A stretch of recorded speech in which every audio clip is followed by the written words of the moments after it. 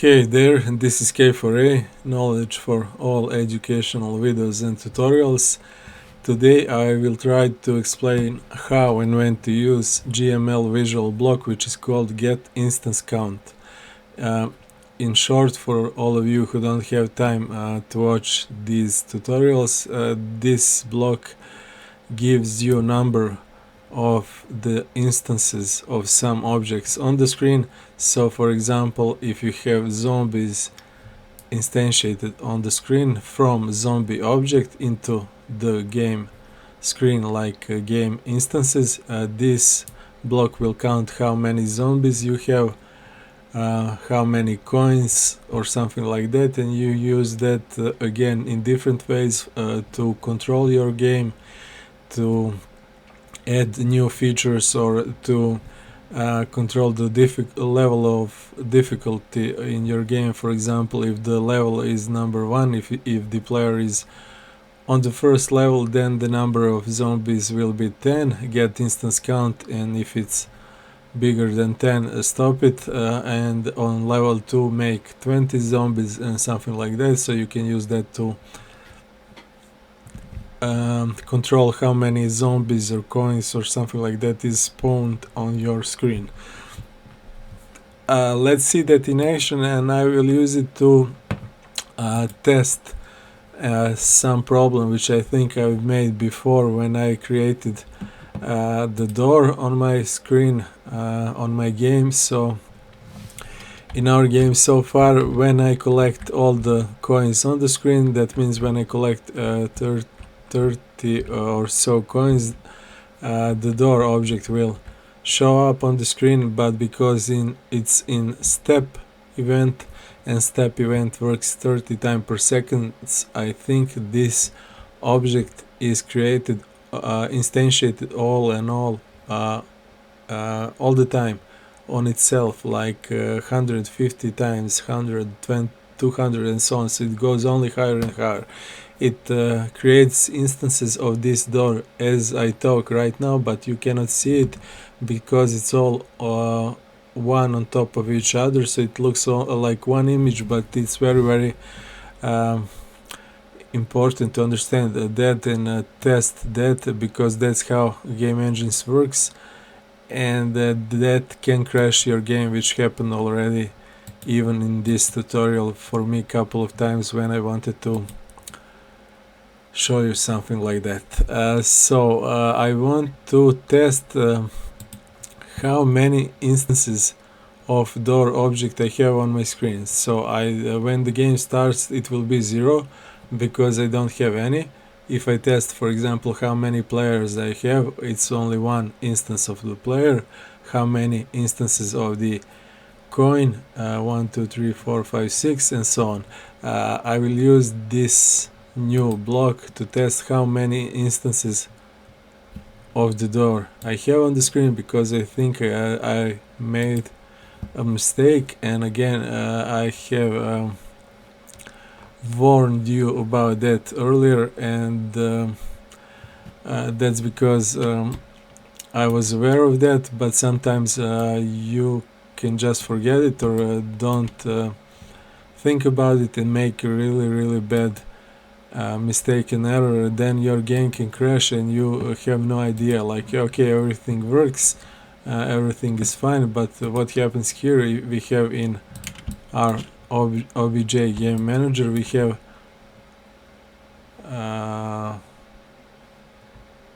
yeah, I think here, if the score, this is the problem for me, I think it's the problem, we will test it now. If the score is greater or equal than 30, create instance of object portal level 2. That means door object instance on the screen, the brown one, and that looks all cool. But the problem is that I'm in my step event here. If I'm in my create event, I want something to happen only once. In step event, I want that event works 30 times per second. So if I say create object, create instance of object, it will be 30 times per second. So I will create 30 instances of some object on the screen if I don't control it somehow. Okay, so let's finally find that, and I will use I think draw. Yeah, I think, yeah, we have learned before how to use this draw value, that is obj block which can draw some text on your screen or whatever you want. I have used it here in my game to draw this score in top left, health, lives and so on, text for that, and that can be interactive and use variables. So it will be variable. Yeah, I think I even made here a mistake also. I think GameMaker has blocks for draw score, draw health. We will check that also. Anyway, what I wanted to say, you can make the text on your screen interactive and change by using variables which are containers for your values. So I'm using value container for my value which is variable var score, and that is the variable in which I put score. For health I use variable health and so on, and then I draw them on the screen. So I want to do that for my instance count too. So again, just by first of all, let me find that. I think that's one of the instance blocks. So I find the group of blocks, sorry, and find yeah, this one, like 3 balls in one square. Get instance count. Let's see what how that works. Returns the number of active instances of the object. That's cool. That's what I want. Oops. So I will just click and drag it, and I will do that. Okay, I will do that here. So then I will push it on the top again, just to be sure that I don't make any problems. Okay, so how does this get instance block works? I need the object which I want to test. Which object we want to test for instances? Let's start with coins, for example. So I want to to test how many coins, obj coins instances I have on my screen, and I want to, yeah, as you can see, GameMaker will do this even if you put it like this and start the game, and it will work like this, but it won't show on the screen. Why? Because we never told the GameMaker to do so. We said, okay, get me the number of instances of obj coin, count them and put them in variable, and that's it. I haven't told the GameMaker to draw that on the screen, so I have to zoom out first. I have to find drawing and draw value, yeah, like this, draw value, and I want to say coin number. That's my caption, and you can write down whatever you want here. First we will test coin, and value will be what? Value will be our variable in which we put this information. Get instance count. Okay, we get that number and we put it in variable. I will call it target variable var underscore coins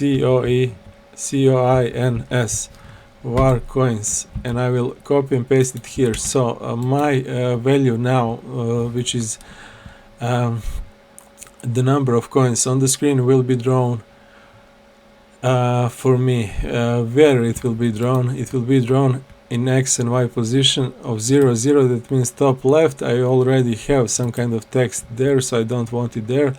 Let me see the last text which I had, which is lives, was on Y40. So I want to go below that, so I will write down here coin number X0 Y60. So now I should see the number of coins on the screen. The GameMaker will count that for me, and it should be 6. Let's test it and see that if it works. Yeah, you can see coin number 6. So when I pick up some coin, it will turn to 5. Yeah, so it's interactive because it's in step event, it's checked 30 times per second or more, and you can again create a game based on these questions, based on this information. So for example, if coin number is, for example, 2 or less than 3, create new coins, spawn new coins. Or if there is only 1 or 5 enemies on the screen, create more, create 10 or 50, or if it's on level last level, create 100 zombies or something like that. So this works, we have learned that, and I want to test it on the problem. Yeah, that's the whole idea which I had for this one. So instead of obj coin, I will now get instance count for obj portal. That's my door, and I don't have any door here, so I think it will be 0, and I will change this caption coin number, or I don't have to. I'm lazy, maybe I don't have time, maybe I don't care. This is just for testing purposes, so I can leave it this way. Yeah, this is also this is an example of bad habit. I'm not recommending this. You should always name your variables and try to be more productive and work more and smarter. But sometimes when you don't care, don't have time, or you are too sleepy, lazy, or just want to test something fast, I don't care why my target variable is called coins, and I store information of how many obj portal level 2 doors I have in it, and I don't care how my caption says coin number. I know it will show up the number of my doors, but you can change that if you need for your game, if you want it more. Yeah, coin number is 0. So when I collect my coins, my door should instantiate on the screen, create on the screen. That will happen, but what will happen here, and why am I testing this at all? Because I have used this sorry, and yeah, like this, because I have used this step event, and I have used some code in step event to create instance. I think this will happen 30 times per second, so you will see 30 doors in first second, 60 in second, 90 in 3 seconds, and so on.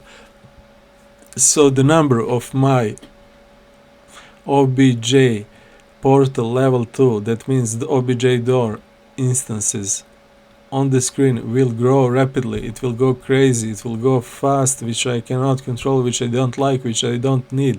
I need only one door portal on my screen, only one instance of obj door. But because I have used step event and tested it like that, it will create endless number of those. So let me go back to draw event, and now when I take a look, now coin number will go from 0 to very big numbers in a few seconds, and although you will see one instance of object door on the screen, new one are created, but it's all created one on top of each other. It's like layers, and you see only the first one, but behind those doors you have endless number of those. Okay, so just look at this coin number 0 here, and look how it changes now when I collect the last coin. Yeah, so you count couple of seconds, 5 seconds, it's 150. So I have now 500 instances of my objects just like that. So look at this, 1000. So I will stop on 1000. I don't want it to crash. Yeah, stop it. Crazy. So that's error, that's mistake, and I will solve it. That was good to see and explain this way, that you can use these blocks, get instance count, and similar, any of those blocks which we have learned so far. You can use them not only to create your game and create mechanics for your games and some interesting features, but also to test your game and control the errors and solve the problems, solve the errors. So I have used this get instance count now to check how I create endless instances of my obj door on the screen. That's a problem. I have now seen that problem. I know that I have a problem with it, and I will solve it in next some of next episode. I can go